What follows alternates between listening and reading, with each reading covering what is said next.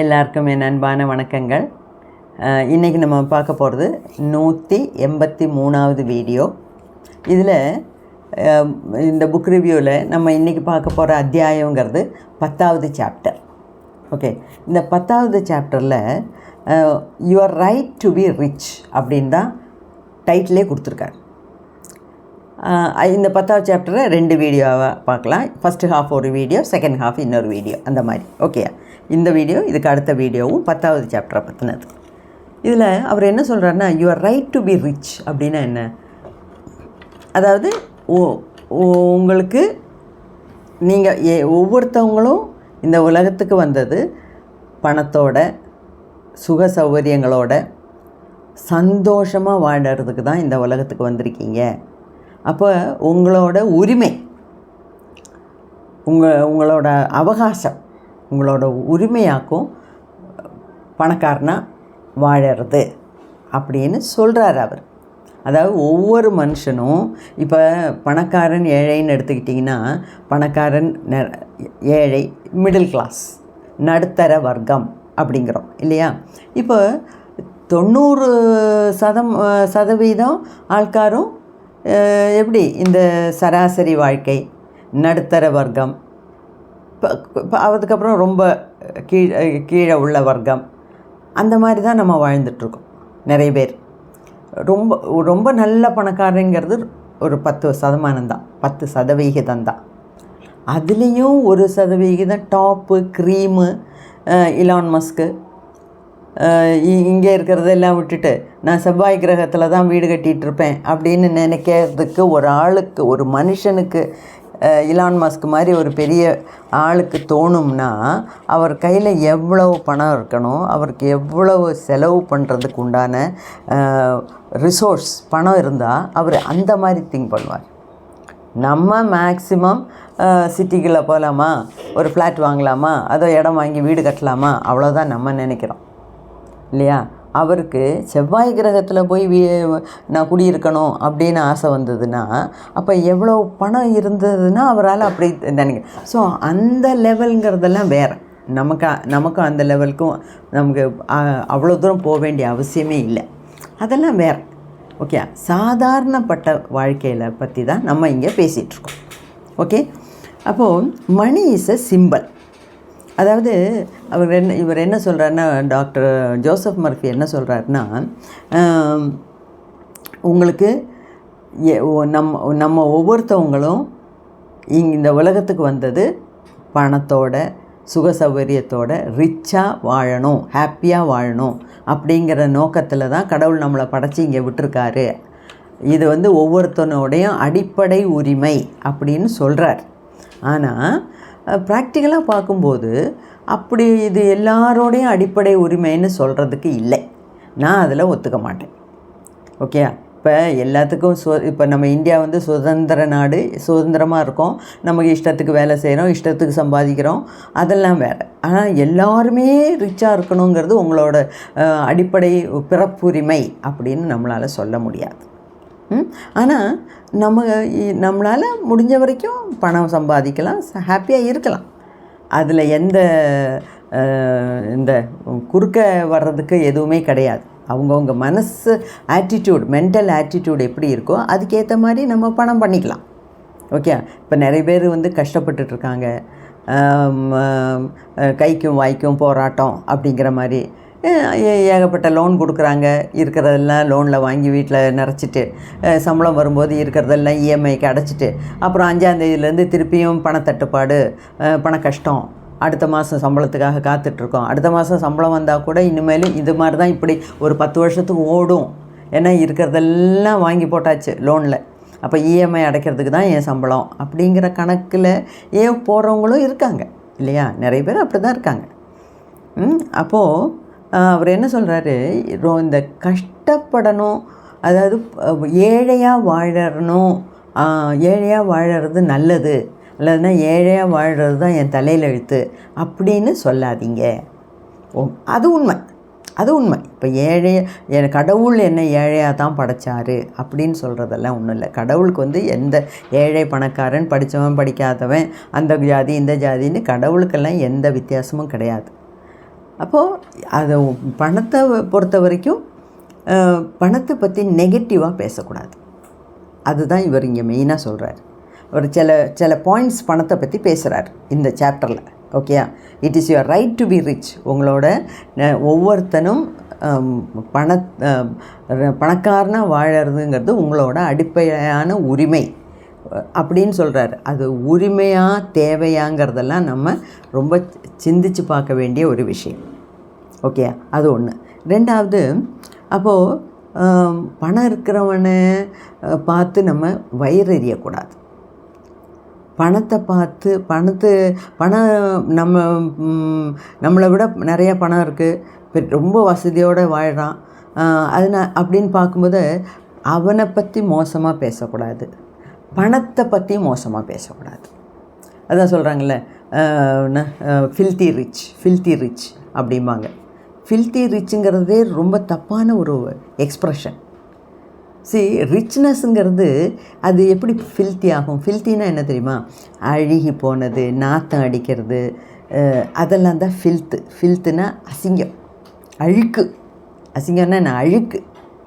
அது எப்படி பணம் ஃபில்த்தியாக ஆக முடியும்? அப்போது அவங்ககிட்ட அவ்வளோ பணம் இருக்குங்க போது அந்த பணத்தை நமக்கு இல்லைல்ல, அதனால் பணம் இல்லாதவன் இருக்கிறவனை பார்த்து வயிறு எரிஞ்சு இந்த மாதிரி வார்த்தைகளை உபயோகிக்கிறான். அது ரொம்ப தப்பு. நம்ம பணத்தை குறை சொல்லக்கூடாது, பணம் உள்ளவனையும் குறை சொல்லக்கூடாது. அதாவது அவன் எந்த விதத்தில் பணம் சம்பாதிச்சானோ யாரு கண்டா அப்படின்லாம் பேசக்கூடாது. பணம் ஒரு மகாலட்சுமியோட அனுகிரகம்.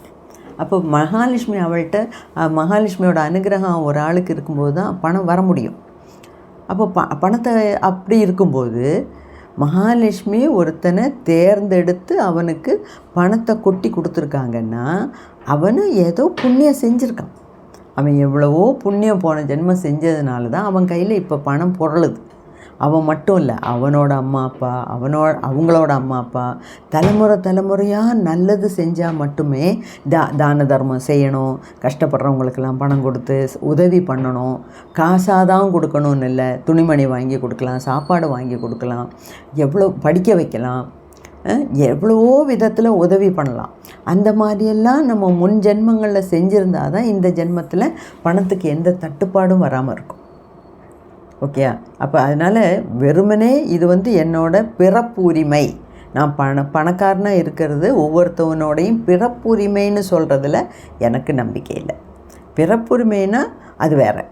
ஓகே, பணக்காரனாக வாழ்கிறது பிறப்புரிமைன்னு சொன்னால் இல்லை. ஆனால் எல்லாத்துக்கும் எல்லாராலையும் பணம் சம்பாதிக்க முடியும், பணம் உண்டாக்க முடியும். பணத்தினால நல்ல வாழ்க்கை, உயர்ந்த தரமான ஒரு வாழ்க்கை வாழவும் முடியும். அதில் எல்லாம் எந்த டவுட்டும் கிடையாது. ஓகேயா? அது நம்ம தான் கண்ணால் பார்க்குறோமே, இதில் என்ன எக்ஸாம்பிள் வேண்டி கிடக்கு இல்லையா? அதே சமயத்தில் அப்போ இவர் என்ன சொல்கிறாரு, மணி இஸ் அ சிம்பல். சிம்பல்னால் என்ன? ஒரு அடையாளம். இப்போது நான் சந்தனம் போட்டிருக்கேன், அதில் நான் பொட்டு வச்சுருக்கேன், அப்போ இவங்க ஒரு ஹிந்து. இல்லைன்னா விபூதி பூசுகிறோம். இந்த விபூதி பூசுறதெல்லாம் ஆரம்பித்து வச்சது வேறு அர்த்தம். அதாவது அந்த சாம்பல் எடுத்து பூசும்போது நம்ம நினச்சிக்கணும், விபூதி பூசுகிற அர்த்தம் வந்ததே நாளைக்கு என்னோடய உடம்பும் சாம்பல் ஆகும், எல்லாரும் பிறந்தவங்க எல்லாரும் சாகணும், இறக்கணும், இப்போ நானும் இறந்துட்டேன்னா என்னோடய உடம்பையும் எரிச்சிடுவாங்க, இதுவும் சாம்பலாகக்கூடிய உடம்பு அப்படிங்கிற நினச்சிட்டு தான் பட்டை போடணும், இங்கேயும் அங்கேயும் எல்லாம். ஓகே, அப்படி தான் ஆரம்பித்து வச்சாங்க அந்த காலத்தில். இப்போ அது ஒரு அதுக்கப்புறம் இப்போ என்ன, நம்ம விபூதி போடுறோம், கோயிலுக்கு போகிறோம், விபூதி போடுறோம், நானும் நாளைக்கு சாக போகிறேன், நானும் இந்த சாம்பல் ஆகிடும் அப்படின்னு நினச்சிக்கிட்டா போடுறோம். அது அப்படியே பழக்கமாக போச்சு. அப்போது அதெல்லாம் ஒரு சிம்பல். இப்போ இங்கே பொட்டு வைக்கிறாங்கன்னா அந்த அவங்க கல்யாணம் ஆனவங்க அப்படின்னு அது ஒரு சிம்பல். ஓகே, அது மாதிரி பணமும் ஒரு சிம்பல் அப்படின்னு அவர் சொல்கிறார். அது மட்டும் இல்லை, அவர் அந்த காலத்துலலாம் வியாபாரம் எப்படி பண்ணாங்க? பண்ட மாற்று முறைன்னா என்ன? என்கிட்ட இவ்வளோ முத்து இருக்குது, உங்கள்கிட்ட துணி இருந்தால் துணி கொடு, என்கிட்ட இவ்வளோ பட்டு துணி இருக்குது, உங்ககிட்ட வேறு சாப்பிட்ற பொருள் இருந்தால் அதுக்கு கொடு. அப்போ எங்கிட்ட இருக்கிறத இன்னொருத்தர் கொடுக்கணும், அவங்ககிட்ட இருக்கிறது எனக்கு இல்லை, அது வாங்கிக்கணும். இதுதான் வியாபாரம். இந்த மாதிரி தான் பிஸ்னஸ் ஆரம்பிச்சது. அப்போது அதில் மெயினாக என்ன பண்ணுவேன்னா, சால்ட்டு வச்சு தான் பிஸ்னஸ் பண்ணுவாங்க. இப்போது நிறைய பேர் தெரிஞ்சிருக்கும், இந்த சேலரிங்கிறோம்ல, சம்பளம், சேலரி, இந்த சேலரிங்கிற வார்த்தையே சால்ட்டுங்கிறதுல தான் வந்தது. சால்ட்டுங்கிற வார்த்தையை வச்சு தான் சேலரினே வந்தது. அப்போது ஒருத்தனுக்கு எவ்வளோ தூரம் சால்ட் இருக்கோ அவன் பணக்காரன். அப்போது நம்ம இந்த கரன்சி நோட்டை பற்றியோ காயின்ஸை பற்றியோ பேசலை. அவன் யார்கிட்ட எவ்வளவு செல்வம் இருக்குதுன்னு நம்ம எப்படி அளக்குறோம்னா, அவங்ககிட்ட எவ்வளவு சால்ட் அவங்ககிட்ட இருக்குங்கிறது.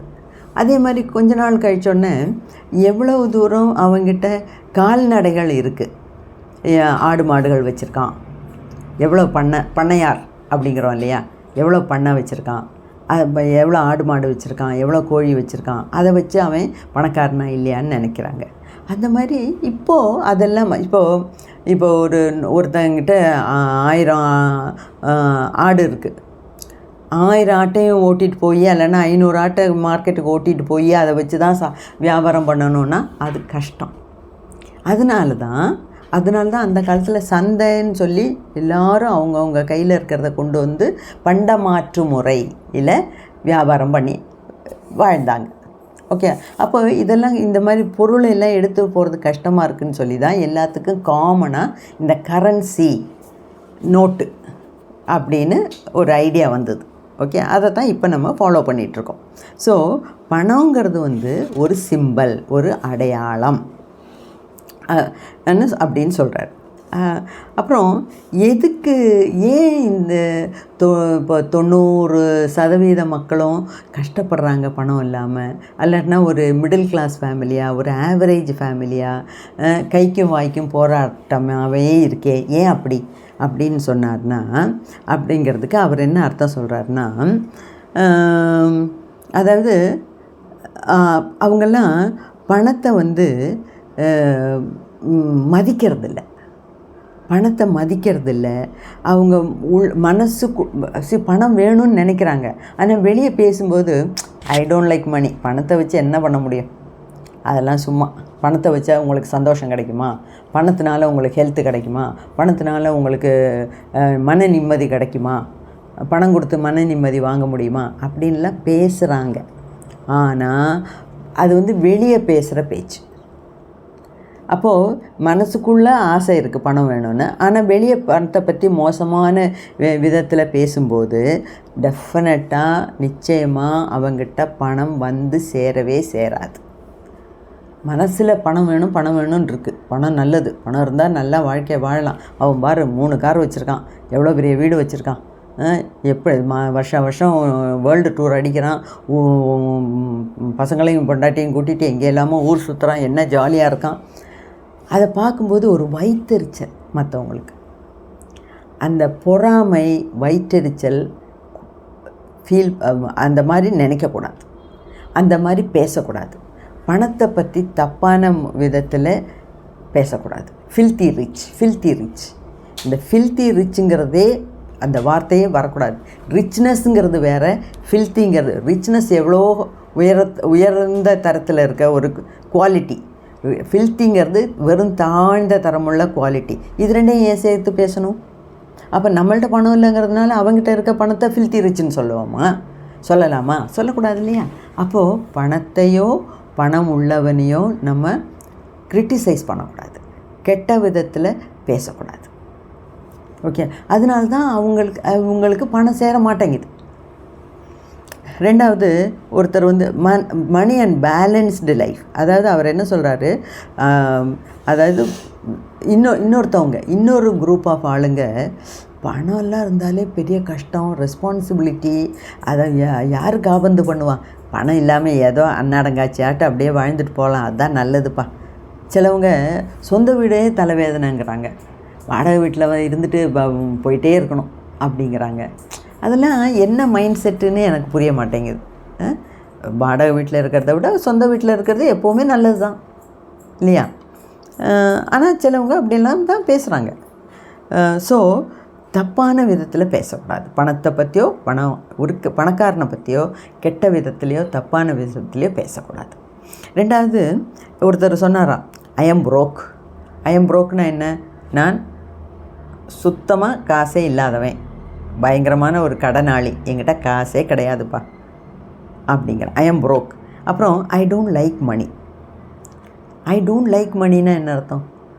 அவனுக்கு பணமே பிடிக்காது அப்படிங்கிற மைண்ட் செட்டில் இருந்தால் அவங்ககிட்ட எப்படி பணம் வந்து சேரும்? நமக்கு பணம் வேணும்னா பணத்தை லவ் பண்ணணும், பணத்தை வசீகரிக்க நமக்கு தெரியணும். சாரி. அப்புறம் it is the root of all evil. பணம் இருந்தால் நிறைய கெட்டதுக்கு பணம் காரணமாக வரும். அதாவது குடிக்க ஆரம்பிப்பான், சூதாட ஆரம்பிப்பான், ட்ரக்குக்கு பின்னாடி போவான், அடிமை ஆகிடுவான், பணம் இருந்தாலே கெட்டு போயிடுவாங்க அப்படின்னெல்லாம் நிறைய பேர் தப்பான ஐடியாஸோடு வாழ்கிறாங்க. இந்த மாதிரி விஷயங்களெல்லாம் நம்ம ஒதுக்கணும். அந்த மாதிரிலாம் பேசக்கூடாது, அந்த மாதிரி திங்க் பண்ணக்கூடாது. ஓகே. இப்போது பணம் இருந்தால், இது அன்னைக்கும் சொல்லியிருக்கேன், இன்றைக்கும் சொல்கிறேன், ஒரு 90% நம்மளோட கஷ்டம், சண்டை, வீட்டுக்குள்ளே நடக்கிற சண்டை, ஊசல், அது எல்லாமே பணம் இருந்தால் மாறும். ஆனால் 100% ஹாப்பினஸ் கிடைக்குமான்னா கிடைக்காது. ஏன்னா பணங்கிறது வச்சுட்டு 100% ஹாப்பியாக இருக்க யாராலையும் முடியாது. ஹெல்த்து கிடைக்குமா? வெறும் பணத்தை பிச்சு சாப்பிட்டுட்டு ஹெல்த்தியாக இருக்க முடியுமா? ஹெல்த்தியாக இருக்கணும்னா நல்ல உணவு வாங்கலாம், பழங்கள் வாங்கலாம், நிறைய இது பண்ணலாம் எல்லாம். அதனால் பணம் மட்டும் வச்சு 100% பர்ஃபெக்ட் லைஃபு, பேலன்ஸ்டு லைஃபு வாழ முடியுமானா முடியாது. அதே சமயத்தில் இந்த டெய்லி வர்ற ப்ராப்ளங்களுக்கெல்லாம் 90% கஷ்டங்கள், சண்டை, போராட்டம் இதெல்லாம் இந்த பணத்தினால் மேக்கப் பண்ண முடியும். அப்போ பணம் வேணுமா வேண்டாமா? கட்டாயமாக வேணும். பணம் வேணும். அப்போ பணத்தை பற்றி கெட்டதாக பேசலாமா? பேசவே கூடாது. பணங்கிறது மகாலட்சுமியோட அனுகிரகம். என்னை கொடுக்குறாங்களோன்னு கையேந்தி நிற்கணும். அது மட்டும் இல்லை, ஒருத்தன் பணக்காரனாக இருந்தான்னா அவன் போன ஜென்மத்திலேயே அவன் நிறைய புண்ணிய காரியங்கள் பண்ணியிருப்பான்.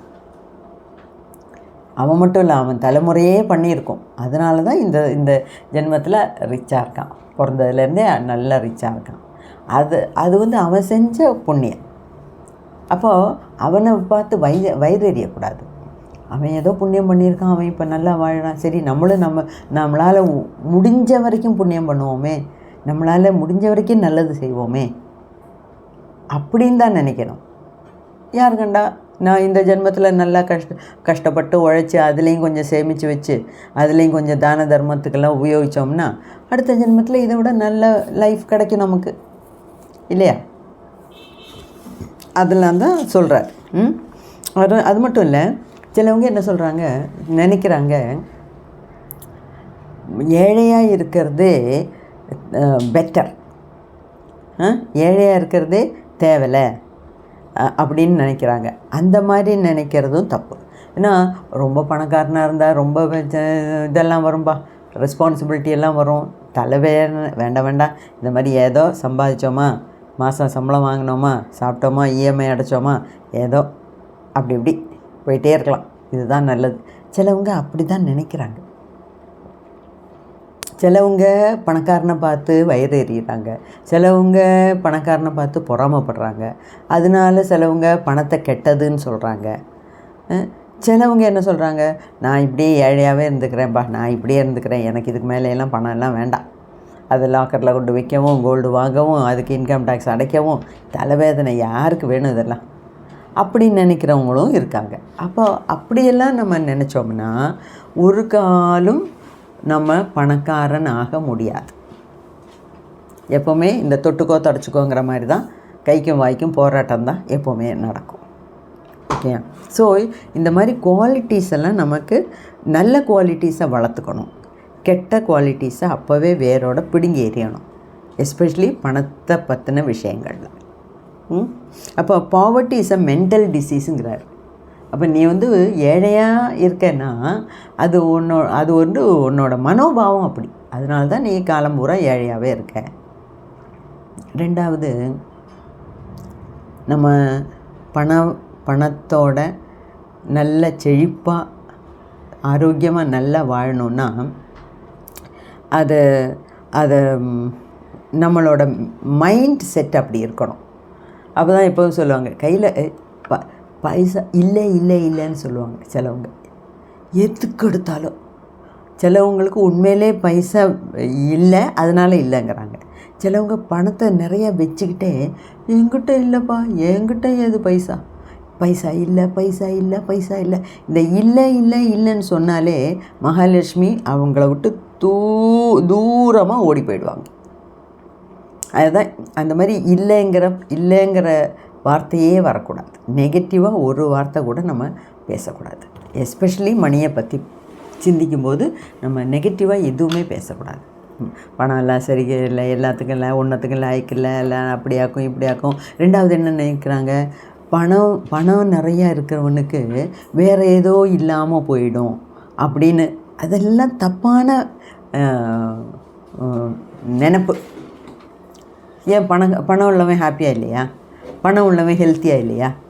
பணம் உள்ளவன் கடவுள்கிட்ட பக்தியாக இல்லையா? பணம் வந்தால் திமிரு வந்துடும். பணம் வந்துருச்சுன்னா வேறு ஏதோ நம்மளை விட்டு போயிடும். அதெல்லாம் சும்மா. ஓகே, நம்ம நல்லபடியாக கஷ்டப்பட்டு வாழ்ந்து பிளான்டாக லைஃப்பை லீட் பண்ணோம்னா நம்மளும் பணக்காரனாகலாம். யார் வேணாலும் பணக்காரனாகலாம். அதுதான் அவர் சொல்கிறாரு, it is your right to be rich அப்படிங்கிறார். ஸோ பணத்தை பற்றி ஒரு நாளும் கேவலமாகவோ தரக்குறைவாகவோ பேசக்கூடாது. Okay, how the scientific thinker looks at money. அதாவது இது ஒரு சின்ன இது. அதாவது இந்த உலோகங்கள் இருக்கு இல்லையா, பித்தளை, செம்பு, பஞ்சலோகம், வெள்ளி, தங்கம், பிளாட்டினம், அந்த மாதிரி இப்போ நிறைய உலோகங்கள்லாம் நிறைய அந்த காலத்தில் இருக்குது. இப்போ புதுசாக வந்ததில்லை இதெல்லாம், அந்த காலத்தில் இருக்குது. அதில் ஒரு விஞ்ஞானியோட பார்வையில் பார்த்திங்கன்னா அதில் என்னென்னா, இந்த ஒவ்வொரு மெட்டல்லையும் ஆட்டம் தான் கடைசி. அந்த ஆட்டத்துக்குள்ளே என்ன இருக்குது? Protons, electrons, protons, neutrons. அப்போ இந்த எலக்ட்ரான்ஸில் வர்ற நம்பரில் வர்ற வித்தியாசம்தான் ஒரு கெமிக்கலில் ஒரு நம்பர் இருக்கும்போது ஒரு குரூப் எலக்ட்ரான்ஸ் இருக்கும்போது அது தங்கமாக இருக்குது. அதில் வேறு நம்பர் ஆஃப் எலக்ட்ரான்ஸ் வரும்போது அது வெள்ளியாக மாறுது. இன்னொரு நம்பர் ஆஃப் எலக்ட்ரான்ஸ் இருக்கும்போது அது செம்பாக மாறுது, பித்தளையாக மாறுது, இரும்பாக மாறுது. இப்படி தான் உலோகங்கள்லாம் உண்டாகுது. ஓகே, அப்போது அவர் என்ன சொல்கிறாரு, உன் பாக்கெட்டில் இருக்க கரன்சி நோட்டு இருக்கே, அது it is made of paper. அது உங்கள் காகிதத்தால் ஆனது. அந்த காகிதத்துக்குள்ளேயும் எலக்ட்ரான்ஸ் இருக்குது. நீ காதில் போட்டிருக்க வைரத்தோடுலேயும் எலக்ட்ரான்ஸ் இருக்குது, கழுத்தில் போட்டிருக்க தங்க செயின்லேயும் எலக்ட்ரான்ஸ் இருக்குது. ஸோ இந்த வைரத்துக்கும் இந்த மாலைக்கும் தங்கத்துக்கும் உன் பாக்கெட்டில் இருக்க கரன்சி பேப்பருக்கும் என்ன வித்தியாசம்னா நம்பர் ஆஃப் எலக்ட்ரான்ஸில் தான் வித்தியாசம். அப்போது அவர் என்ன சொல்கிறாரு, ஃப்யூச்சரில் ஒரு மெத்தட் கண்டுபிடிக்கலாம், இரும்புலேருந்து தங்கம் எப்படி உண்டாக்குறது. இப்போ ஒரு நாடோட பணம் பொருளாதார நிலைமை ஒரு நாடு முன்னேறி இருக்கா இல்லையான்னு எதை வச்சு சொல்கிறாங்கன்னா, பணத்தை வச்சு இல்லை, ஆயிலை வச்சு கிடையாது, தங்கத்தை வச்சு தான் சொல்லுவாங்க. ஒரு கவர்மெண்ட்டுக்கிட்ட எவ்வளவு பணம் இருக்குதுன்னு பார்க்க மாட்டாங்க, அது பார்ப்பாங்க. அதுக்கு முன்னாடி மணி வைஸ் எப்படி அவங்க நம்ம கேட்டகரைஸ் பண்ணுறோன்னா, ஒவ்வொரு கண்ட்ரிலேயும் எவ்வளவு கோல்டு வச்சுருக்காங்க அப்படிங்கிறத வச்சு தான் கணக்கு பார்ப்பாங்க. அதை வச்சு தான் இந்த கோல்டு ரேட்லாம் ஏறுது இறங்குறதுங்கிறதெல்லாம் மற்ற ஃபேக்டர்ஸை வச்சு வருது. ஓகே, அப்போது அவர் என்ன ஒரு காலத்தில் போகர் வந்து அகஸ்திய மகரிஷி போகருக்கு சொல்லி கொடுத்தாரு. போகர் வந்து நிறைய சீடர்களுக்கு எப்படி இந்த ஆல்கமிங்கிறாங்க இல்லையா, இரும்பை எப்படி தங்கமாக்குறது அப்படின்னு போகருக்கு தெரிஞ்சிருக்கு. போகர் 7000 அந்த மாதிரிலாம் நிறைய புஸ்தகங்களில் எழுதி வச்சுருக்காரு. ஆனால் அதெல்லாம் பரிபாஷையில் எழுதி வச்சுருக்காங்க. ஏன் பரிபாஷையில் சித்தர்கள் எல்லாமே எழுதி வச்சுட்டு போனாங்கங்கிறதெல்லாம் உங்களுக்கு தெரியும். அது வந்து அறிவில்லாதவனுக்கும் கெட்டவன் கையிலையும் அந்த நூல் கிடச்சிதுன்னா சொசைட்டியே தொலைச்சிடும். அதனால பரிபாஷையில் எழுதி வச்சுருக்காங்க, நல்லவங்களுக்கு மட்டும் புரிகிற மாதிரி. ஓகே, ஸோ கொஞ்ச நாளில் எத்தனையோ நம்ம கண்டுபிடிச்சிட்டோம். கொஞ்ச நாளில் இரும்பு எல்லாத்தையும் எப்படி தங்கமாக மாற்றுறதுங்கிறதுக்கு ஒரு மெத்தட் வந்திருக்கும், வரலாம். வந்ததுன்னா அப்போது ஒரு நாட்டோட பொருளாதாரத்தை எப்படி நம்ம நிர்ணயம் பண்ணுவோன்னா, அங்கே இருக்கிற இரும்பை பற்றி வச்சு தான் நிர்ணயம் பண்ணலாம். ஓகே இல்லையா? ஸோ அதெல்லாம் வந்து இந்த ஒரு உலோகத்தை இன்னொரு உலோகமாக மாற்றுறதுக்கு எவ்வளோ நேரம் ஆகும்? இப்போ வந்து நமக்கு அது கஷ்டமாக இருந்தால் கூட ஃப்யூச்சரில் எதிர்காலத்தில் இதெல்லாம் டக்குன்னு மாற்றுறதுக்கு உண்டான வழிகள்லாம் கண்டுபிடிப்பாங்க. அப்போ நம்ம பணத்தோட ஐடியா, பணத்து மேலே இருக்க அபிப்பிராயங்கள், அதை வச்சு நம்ம செய்ய வேண்டிய விஷயங்கள்லாம் நிறைய மாறும். ஓகே, ஸோ இந்த மாதிரிலாம் தான் அவர் பணத்தை பற்றி நிறைய விஷயங்கள் சொல்லியிருக்கார். பணத்தை பற்றி நீங்கள் பணத்தை குறை சொல்லாதீங்க. பணம் வச்சு உங்களால் ஒரு 90% நல்ல வாழ்க்கையை வாழலாம். ஆனால் அதே சமயத்தில் பணம் மட்டும் வச்சுட்டு 100% ஹாப்பியாக வாழலாமான்னு கேட்டால் கிடையாது. அப்போ அதை பற்றின நுணுக்கங்கள்லாம் நம்ம தெரிஞ்சிருக்கணும். அப்போ தான் அதை எப்படி கையாளுறதுன்னு நம்மளால் புரிஞ்சிக்க முடியும். ஓகே, ஸோ இந்த மாதிரி இம்பார்ட்டண்ட்டாக இருக்க நிறைய விஷயங்கள் அதில் பேசியிருக்காரு. இன்னும் ஒரு 2-3 பேஜ் இருக்குது இந்த சாப்டரு, 3-4 பேஜ் இருக்குது. அதை அடுத்த வீடியோவில் பார்க்கலாம். ஸோ மெயினாக பணத்தை குறை சொல்லக்கூடாது, பணக்காரனை பார்த்து வயிறெறியக்கூடாது, பொறாமப்படக்கூடாது. ஓகே, அவன் நல்லா இருக்கானா, இருக்கட்டும், நாளைக்கு நானும் அப்படி தான் வருவேன் அப்படின்னு பாசிட்டிவாக திங்க் பண்ணுமே தவிர நெகட்டிவாக பேசக்கூடாது. இதனால தான் நம்ம பின்தங்கின வகுப்புலையே இருக்கோம், நம்ம கையில் பணம் சேர மாட்டேங்குது அப்படின்னு சொல்கிறார். ஓகே, புரிஞ்சிருக்குன்னு நினைக்கிறேன், பிடிச்சிருக்குன்னு நினைக்கிறேன். அப்போ இதை பற்றி நல்லா ஆழமாக சிந்தித்து நம்மளோட மைண்ட் செட்டை மாற்றிக்கணும். எப்போவுமே பி எ மில்லியனர் மைண்ட் செட், பணக்கார மைண்ட் செட்லேயே இருக்கணும்.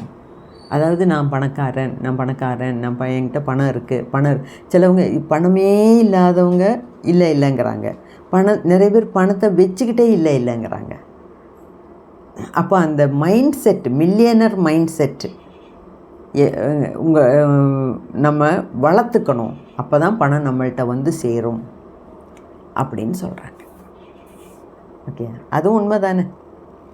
ஓகே, வாழ்க வளமுடன்.